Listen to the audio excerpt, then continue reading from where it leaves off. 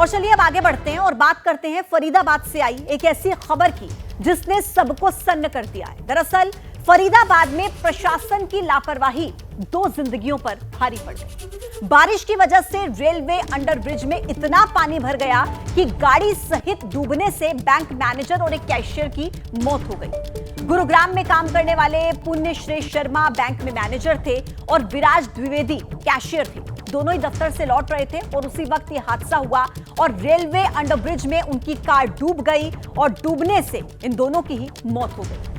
गुरुग्राम में दफ्तर से काम करके वापस लौट रहे थे और पानी ज्यादा था, जल भराव की समस्या थी, रेलवे अंडरब्रिज पूरा भरा हुआ था और उसी में इन दोनों की कार डूबी और डूबने से इन दोनों की मौत हो गई। अब ऐसे में बड़ा सवाल खड़ा होता है कि प्रशासन की लापरवाही किस तरीके से 2 जिंदगियों पर भारी पड़ी है, इसका जिम्मेदार आखिर है कौन? तस्वीरें आप देख रहे हैं, सभी को सन्न कर दिया इन तस्वीरों ने, इस खबर ने। फरीदाबाद में जहां प्रशासन की नाकामी लापरवाही 2 जिंदगियों पर कैसे भारी पड़ती है उसकी बानगी आप इन तस्वीरों में देख रहे हैं। बारिश हुई और उसकी वजह से रेलवे अंडरब्रिज पूरा पानी से भर गया और सोचिए कि पानी इतना भर गया कि गाड़ी पानी के अंदर डूब गई और इन 2 लोगों की मौत हो गई।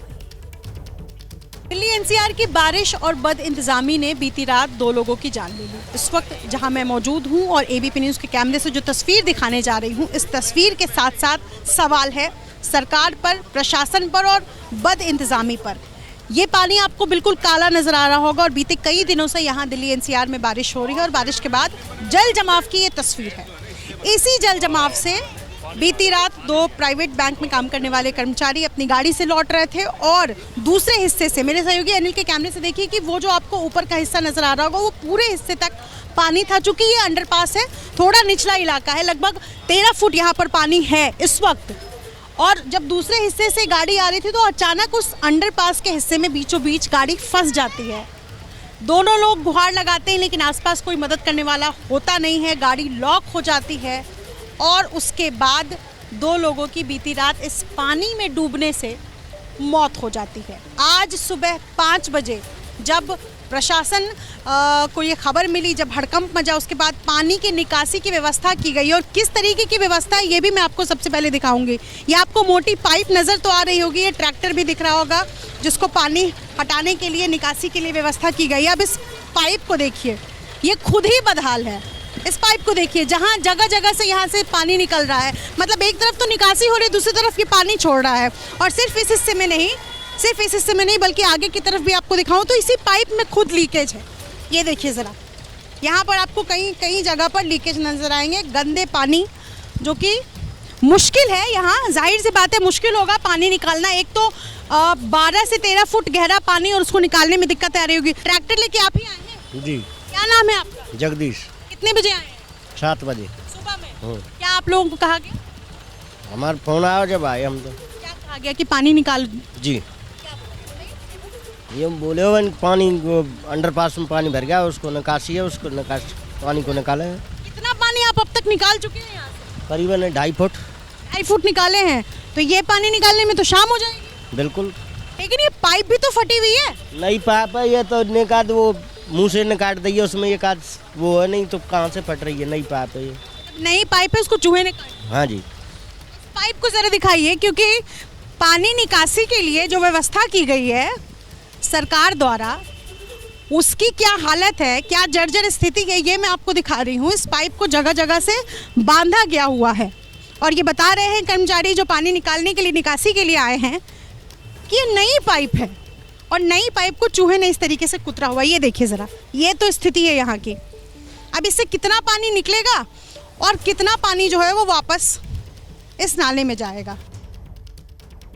तो देखिए, आपने प्रशासन की बद इंतजामी जो 2 लोगों की मौत की वजह बन गई। और देखिए, ये कोई पहली बार नहीं है कि अंडरपास में पानी भरा हो। लोग ये भी कह रहे हैं कि पहले भी यहाँ पर मौत हो चुकी है। अब सवाल ये है कि पहले के हादसों से प्रशासन ने आखिर सबक क्यों नहीं सीखा? पानी की निकासी की व्यवस्था आखिर क्यों नहीं की गई? हमारी संवाददाता निधि श्री की एक और रिपोर्ट आपको दिखा रहे हैं। जो एबीपी न्यूज़ पे दर्शक हमारे साथ जुड़े हुए उनको बता दूं कि यहाँ से महज 25 किलोमीटर की दूरी है दिल्ली पार्लियामेंट की। मतलब राजधानी दिल्ली महज 25 किलोमीटर की दूरी पर है और 25 किलोमीटर दूर इस तरीके की स्थिति है कि पानी निकासी की कोई व्यवस्था नहीं की जाती है और इस वजह से 2 लोग अपनी जान गंवा देते हैं। रात को ऑफिस से लौटते वक्त उनकी गाड़ी इस अंडरपास में डूब जाती है।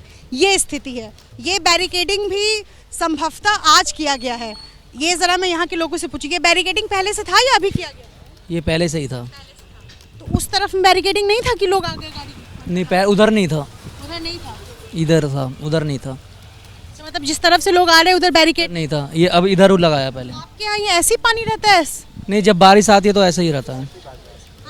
ऐसे ही भर जाता पानी, बारिश होता है। कोई निकासी की व्यवस्था नहीं, कोई नहीं है।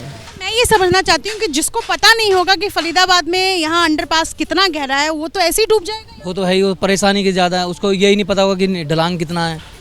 दिक्कत की परेशानी है, बीमारी लोग ज़्यादा फैल रही हैं यहाँ से, सबसे बड़ी बात तो ये है। पानी बहुत गंदा, बहुत ज़्यादा गंदा। पाइप जो लगाया गया वो फटा हुआ है। डेंगू वेंगू भी होते हैं, बच्चों की बीमारी होती है, पैरों में दिक्कत होती है। 2 लोगों की बीती रात मौत हो गई, आप लोगों को पता है? हाँ पता है, क्या हुआ? ये कल से ही बारिश हो रहा है। मौत हो गई है ये पता है? नहीं, ये नहीं पता अभी। किसी को नहीं पता है? नहीं, आपको भी नहीं पता? ना ना ना। पानी कितने देर से निकाल रहे हैं? सुबह 7 बजे से। 7 बजे से निकाल रहे हैं। आप इतने दिन से आप लोगों को नहीं कहा गया था पानी निकालने? नहीं, पानी कल ही भरा है। अच्छा, हाँ। गंदगी देखकर तो लग रहा है कई दिनों का पानी है। नहीं, बारिश तो ज़्यादा कल ही हुई है ना, 12-1 बजे के बाद ही। अच्छा, पहले कम था? हाँ, पहले कम था। कितना वक्त और लगेगा? मैं समझना चाहती हूँ कि यहाँ का पानी निकालने में, क्योंकि पानी तो बहुत ज़्यादा गहरा है, कितना वक्त लगेगा? टाइम लगेगा जी, इसमें तभी टाइम लगेगा, शाम तक। शाम तक जाएगा। आप लोग क्या देखने आए हैं? हाँ मैम, देखने आए हैं मैम। मैं वरुण शौकत हूँ, फरीदाबाद से हूँ, सोशल वर्कर भी हूँ। तो हम बार बार इस पे आवाज़ उठाते रहते हैं और इसकी ऊंचाई 20 फुट होनी चाहिए क्लियरेंस के लिए। ये 18 फुट पानी है इस टाइम यहाँ पे। और ये हादसा अभी पिछले महीने यहाँ पे एक लड़का 3 दिन बाद बॉडी मिली थी, उसकी सीवर में बह गया था। बल्लभगढ़ में एक ऐसी डेथ हुई है। हमारे दीपक भाई हैं, पार्षद जी हैं, ये भी आए हुए हैं आज यहाँ पे, जन पार्षद भी हैं। मतलब बुरा हाल है। निकासी की पूरे फरीदाबाद में कोई व्यवस्था नहीं है। बेसिकली सारे जितने भी बुढ़िया नाला हैं, ये सब है, सब कब्जा लिए हैं। इनके ऊपर बैंक्वेट हॉल्स बन गए हैं। आप अगर जब आप मेरे ख्याल दिल्ली से ही आए, आप जाएंगे तो बुढ़िया नाला राइट हैंड साइड पे देखना, बैंक्वेट हॉल्स बन चुके हैं। नालियों पे सब पे कब्जा हो चुका है, तो उससे ड्रेन नहीं हो पाता पानी जो भी है। एक बार फिर से मैं आपको बदहाली की तस्वीर दिखाऊं। ये देखिए, फरीदाबाद पुलिस के बैरिकेड्स लगा दिए गए हैं और ये भी बताया जा रहा है कि इस हिस्से में लगाए गए हैं। दूसरे हिस्से में यानी जो दोनों बैंक कर्मचारी थे जो दूसरे रास्ते से आ रहे थे, उस रास्ते में बैरिकेड्स नहीं लगाए गए। ये यहाँ के लोगों का आरोप है। अब देखिए, अगर गाड़ी में आखिर आप बैठे हों और अगर गाड़ी लॉक हो जाए और आप दरवाजा नहीं खोल पाए, तो ऐसी स्थिति में आप क्या करेंगे? खुद को कैसे बचाएंगे? कैसे ऐसे हालात का मुकाबला आप करेंगे? ऑटो एक्सपर्ट टूटू धवन ने एबीपी न्यूज से बातचीत की है और ये बातचीत आपको सुननी चाहिए ताकि अगर आप ऐसी स्थिति में फंसे तो खुद को सुरक्षित बाहर निकाल पाए। देखिए, इस वक्त हमारे साथ मौजूद हैं ऑटो एक्सपर्ट टूटू धवन जी। उनसे बात करेंगे और उन्हीं की गाड़ी में हम लोग भी सवार हैं। ये जानेंगे कि आखिर क्या सिचुएशन हो जाती है जब कोई भी इस तरह की सिचुएशन में फंसता है। आप क्या समझते हैं अपने एक्सपीरियंस से इस केस को देखते हुए? ये गाड़ी जब पानी में से निकल रही हो और कहीं जाके वो फंस जाती है फॉर वॉट एवर रीज़न, खड्डा आ गया, पिट सीट खड्डे में फंस गई, उसमें से नहीं निकल सकी, इंजन स्टार्ट रहा, एयर कंडीशनिंग चलती रही, हमारा रिसाइकल बटन खुला हुआ था, फ्रेश एयर बाहर से आ रही थी, अंदर जो गैसेस बन रही थी एग्जॉस्ट की वो सारी अंदर को खिंच के आ रही थी, एयर कंडीशनिंग के थ्रू वो अंदर जो लोग बैठे थे उनको इफेक्ट किया। और वो जो गैसेस हैं they are highly poisonous and it's like an anaesthesia. आप उसको 5 से 7 मिनट के अंदर वो गैसेस को आप सूंघ लें तो इंसान वैसे अनकॉन्शियस हो जाता है। किसी और के साथ अगर आगे ऐसा होता है तो ऐसी सिचुएशन में क्या करना चाहिए? पहली चीज, अगर गाड़ी लॉक हो जाए और आप नहीं निकल पा रहे हो, पहला संकल्प तो है कि ये दरवाज़ा खोलने की कोशिश कीजिए। ये नहीं खुलता, 2 बारी खींचिए तो खुल जाएगा।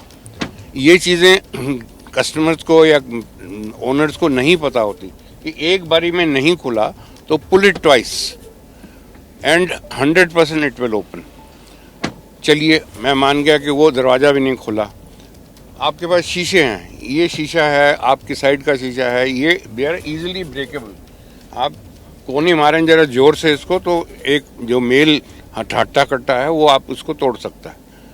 लेडीज़ हैं और जो नहीं इनवैलिड्स हैं जो नहीं कर सकते, वो एक हेडरेस्ट निकाल लें, ये वाला हेडरेस्ट निकाल लें, इट्स वेरी इजी, और इसको शीशे पे मारें और ये शीशा टूट जाएगा। यानी कि हेडरेस्ट का इस्तेमाल करके आप शीशे को तोड़ने की कोशिश करिए, दरवाजे को दोबारा खोलने की कोशिश जान करिए। बचानी है, किसी तरह भी जान बचानी है। आप शीशा तोड़िए, छलांग मार के बाहर निकलिए, शीशा तोड़िए, चिल्लाइए, लोगों को आपकी हेल्प करने के लिए आ जाएंगे। दूसरा शीशा तोड़ लीजिए, उसमें से दूसरा आदमी निकल जाए। ये शीशा नहीं टूटेगा और ये शीशे को तोड़ने की कोशिश मत कीजिए, क्योंकि this is the laminated glass. ये टूट भी गया तो ये इसके अंदर से पार नहीं हो सकते आप। जो गाड़ियाँ जब डूब रही होती हैं तो इसके अंदर, गाड़ी के अंदर एयर लॉक हो जाती है और गाड़ी का जो पीछे का हिस्सा है, that is the rear and, वो ऐसे उठ जाता है बिकॉज वेट इंजन का आगे है, उससे गाड़ी नीचे हो जाती है और पीछे लाइट है और वो ऊपर को हो जाती है। Easiest way to survive is to break that rear windscreen glass and just crawl out of it. और नहीं क्रॉल कर सके तो आप गाड़ी के ऊपर जाके खड़े हो जाइए, चिल्लाइए कि हमको आप कोई बचा ले। ऐसी भी सिचुएशंस होती हैं जब कार के अंदर जो है वो गैस जो है वो आ जाती है, तो वो क्या है, कैसे हो जाती है वो सिचुएशन, कैसे बन जाती है वो सिचुएशन, और कौन सा ऑप्शन ऐसा है जो हम गाड़ी में इस्तेमाल करें या ना करें ताकि जो जान है वो बच सके और कोई भी ऐसी चीज़ ना हो, कोई भी अनहोनी ना हो। ऐसी हालात के अंदर जब आप कहीं किसी सिचुएशन में फंसते हैं, सबसे पहले तो ये जो आपका रिसाइकल बटन है एयर कंडीशनिंग का, this should remain on all the time. इससे देयर आर चांसेस कि जो बाहर की एग्जॉस्ट गैसेस हैं वो अंदर नहीं आएंगी, और जो आएंगी भी तो बहुत देर के बाद धीरे धीरे उसकी कंसंट्रेशन बढ़ेगी। ऐसी सिचुएशन में हमें ये ऑन करके रखना है 100 टाइम्स 100% इसको ऑन रखिए। सिर्फ ऐसी सिचुएशन में या जब भी आप गाड़ी में बैठे तो इसको ऑन करना? आजकल तो जो एनवायरनमेंट कंडीशंस हैं और हमारी एयर क्वालिटी है AQI, उसको देखते हुए तो इसको हर वक्त ऑन रखना चाहिए। ये बहुत बेसिक चीजें हैं जो आपको समझने की जरूरत है अगर आप भी किसी ऐसी परिस्थिति में फंस जाते हैं। और चलिए अब आगे बढ़ेंगे, आपको एक बड़ी खबर इस वक्त की दे। हरियाणा के कुरुक्षेत्र पहुंच गए हैं प्रधानमंत्री नरेंद्र मोदी और कुरुक्षेत्र में कुछ ही देर में रैली को संबोधित करेंगे प्रधानमंत्री नरेंद्र मोदी। तो कुरुक्षेत्र पहुंच चुके हैं नरेंद्र मोदी और थोड़ी देर के बाद पीएम रैली को संबोधित करेंगे कुरुक्षेत्र में। इस वक्त की बड़ी खबर देखिए, हरियाणा चुनाव नजदीक है और ऐसे में चुनाव के तारीखों की घोषणा होने के बाद ये पहला दौरा हरियाणा में प्रधानमंत्री नरेंद्र मोदी का। कुरुक्षेत्र से वो शुरुआत करने वाले हैं चुनावी प्रचार की। पहुंच चुके हैं कुरुक्षेत्र और कुछ ही देर में उनकी रैली होगी और उसको संबोधित करते नजर आएंगे पीएम नरेंद्र मोदी। 5 अक्टूबर को चुनाव हरियाणा में, 8 को नतीजे, नामांकन की प्रक्रिया पूरी हो चुकी है 12 सितंबर तक और अब चुनाव प्रचार का समय। प्रधानमंत्री नरेंद्र मोदी हरियाणा के कुरुक्षेत्र में उनकी मौजूदगी है और थोड़ी देर के बाद कुरुक्षेत्र में रैली को संबोधित करते हुए भी नजर आएंगे। आइए आगे बढ़ते हैं। पीएम मोदी चुनाव प्रचार को रफ्तार दे चुके हैं। सबसे पहले आज प्रधानमंत्री नरेंद्र मोदी कश्मीर के डोडा पहुंचे। उन्होंने डोडा में जनसभा को संबोधित किया, विपक्ष पर जमकर प्रहार किया। आतंकवाद से लेकर परिवारवाद तक विपक्ष को उन्होंने घेरा। कहा कि यह चुनाव जम्मू कश्मीर का भाग्य तय करने वाला चुनाव है। साथ ही उन्होंने यह भी कह दिया कि परिवारवादी पार्टियों ने जम्मू कश्मीर को खोखला किया है और इन लोगों ने आतंकवाद के लिए जमीन तैयार की है। पीएम ने दावा किया कि आने वाले वक्त में जम्मू कश्मीर को राज्य का दर्जा देंगे। जिन राजनीतिक दलों पर आपने भरोसा किया, उन्होंने आपके बच्चों की चिंता नहीं की। उन राजनीतिक दलों ने सिर्फ और सिर्फ अपने बच्चों को आगे बढ़ाया।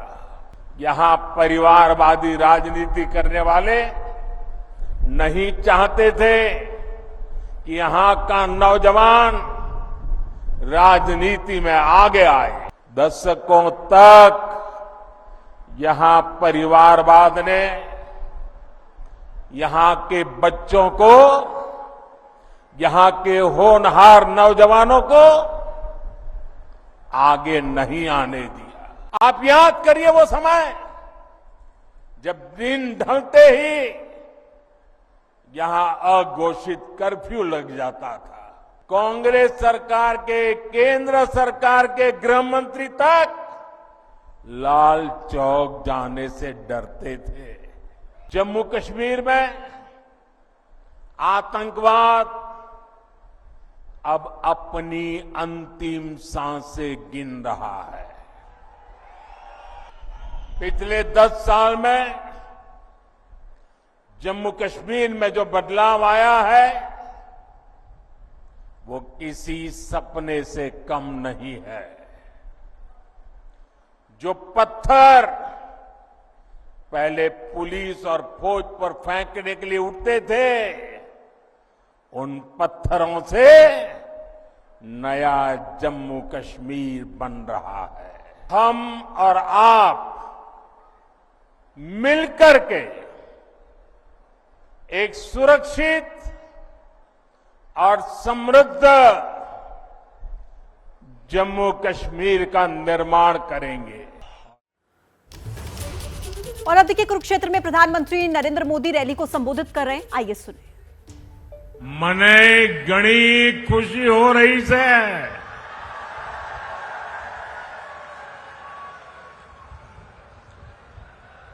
कुरुक्षेत्र में आना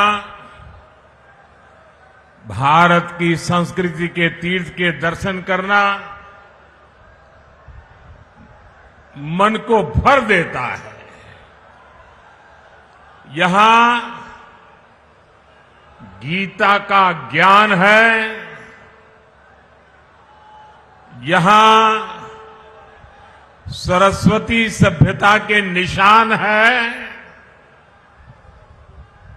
ये गुरु गोविंद सिंह जी की छठी पातशाही की धरती है।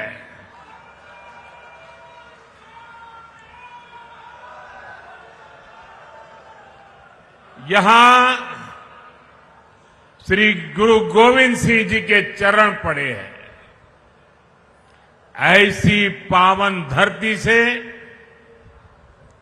मैं आपसे फिर एक बार भाजपा सरकार बनाने का निवेदन करने आया हूं।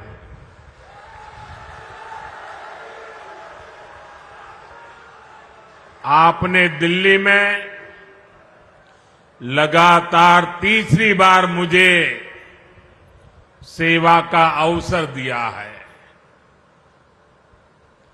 और यहां जो उत्साह दिख रहा है,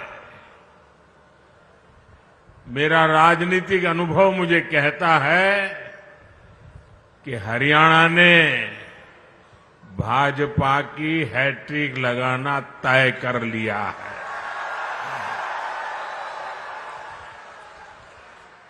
अभी मुझे मेरे संसद के साथी नवीन जी बता रहे थे कि आप पिछले 50 साल का इतिहास देख लीजिए। हरियाणा की एक विशेषता रही है, दिल्ली में जिसकी सरकार होती है, हरियाणा में भी उसी की सरकार बनाते हैं। कभी भी उलटफेर नहीं होने देते। भाइयों बहनों, कुरुक्षेत्र से तो हमारे मुख्यमंत्री जी खुद ही यहां उम्मीदवार है। आज हरियाणा के इस बेटे की प्रशंसा पूरे देश में होती है। इतने कम समय में बहुत कम लोगों को इतनी लोकप्रियता मिलती है और इसका कारण भी है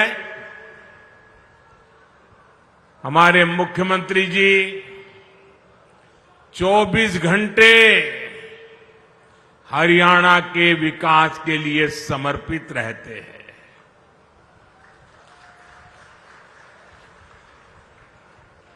हरियाणा का जो भी व्यक्ति मिलेगा वो कहता है कि भाई हमारे मुख्यमंत्री जी तो विनम्रता के संबंध में, नम्रता के संबंध में हमारे हरियाणा का गौरव बढ़ा देते हैं।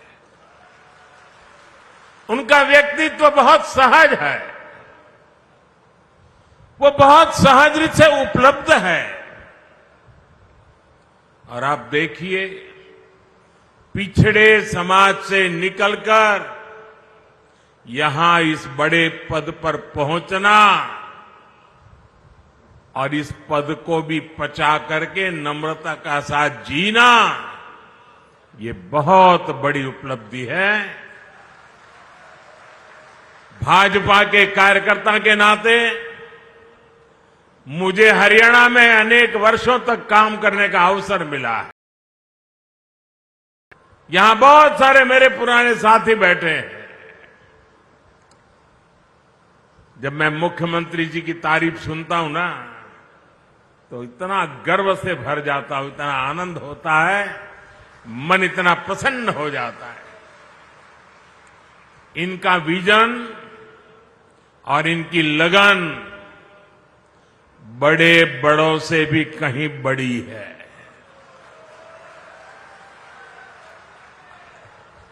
मैं आज हरियाणा के लोगों के पास आया हूं,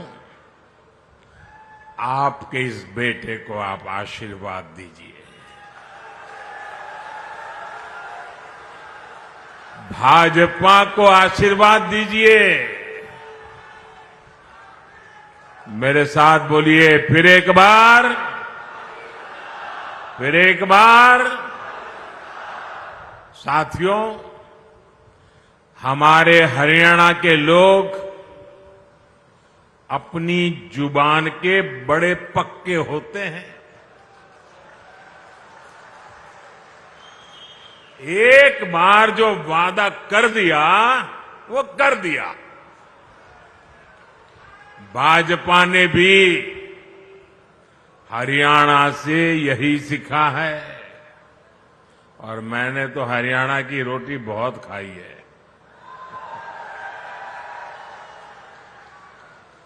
भाजपा जो कहती है वो जरूर करके दिखाती है। अभी कुछ महीने पहले लोकसभा चुनाव के दौरान मैं आपसे आशीर्वाद मांगने आया था।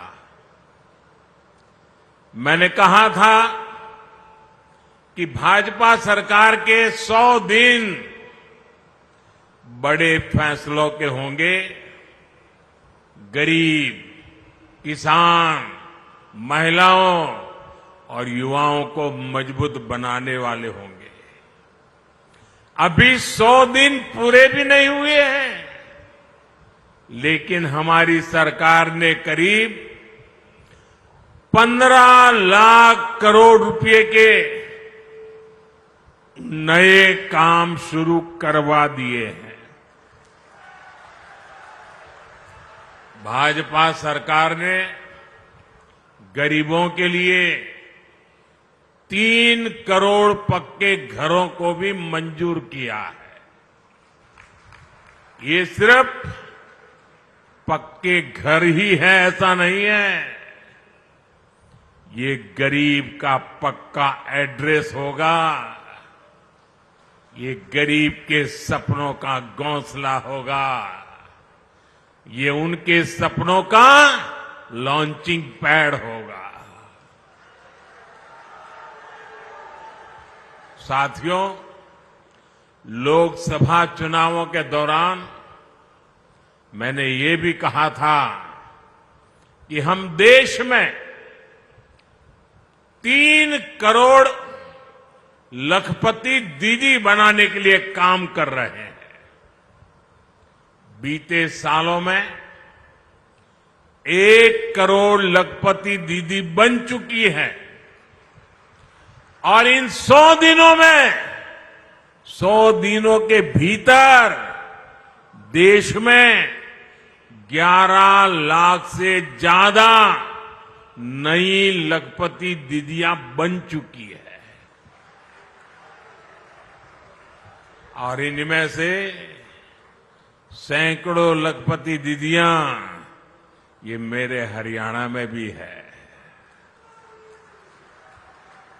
साथियों, 2 दिन पहले ही एक बहुत बड़ा फैसला हमने लिया है, जिसका लाभ हरियाणा के लाखों परिवारों को होगा। भाजपा सरकार ने तय किया है कि अब 70 वर्ष की उम्र से ऊपर के सभी बुजुर्गों को 5 लाख रुपए का मुफ्त इलाज मिलेगा। हर परिवार के बुजुर्ग, चाहे वो कितना ही धनी क्यों ना हो, मध्यम वर्ग का हो, उच्च मध्यम वर्ग का हो, गरीब हो, कोई भी 70 से ऊपर हरियाणा में जो भी होगा उसको 5 लाख रुपए तक बीमारी का खर्चा आपका सेवक जिम्मा लेता है।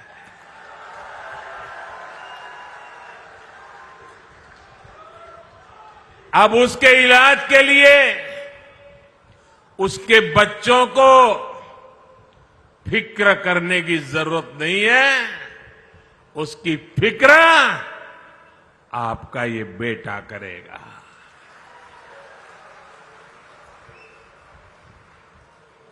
देश के बुजुर्गों को दी गई गारंटी मोदी ने पूरी कर दी है।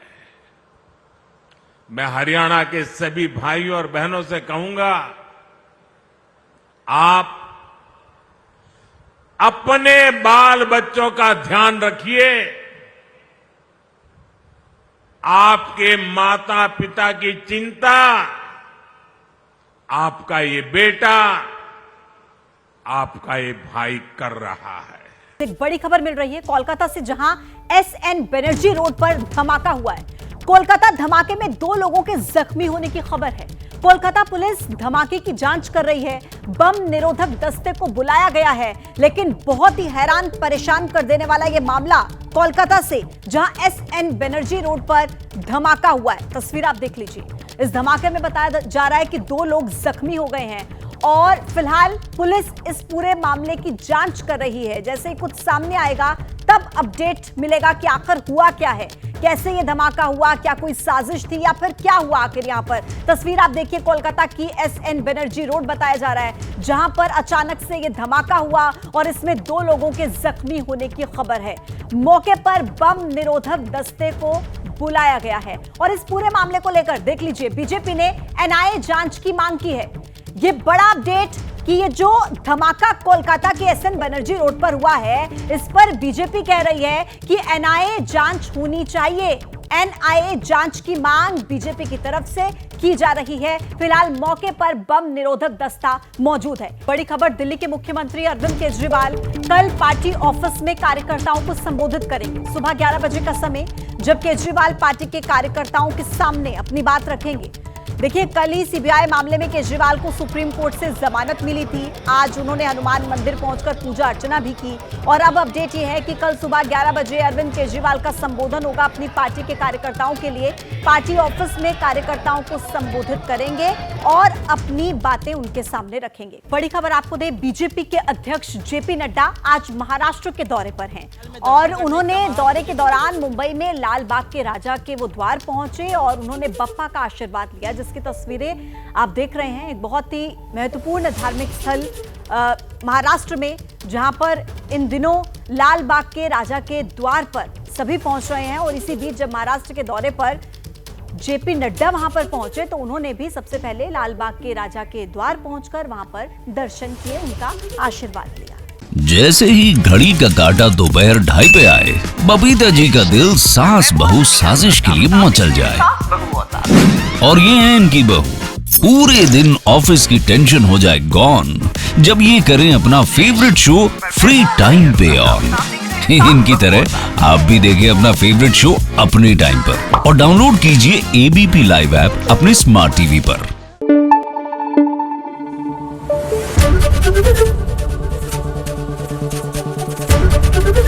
एबीपी न्यूज आपको रखे आगे।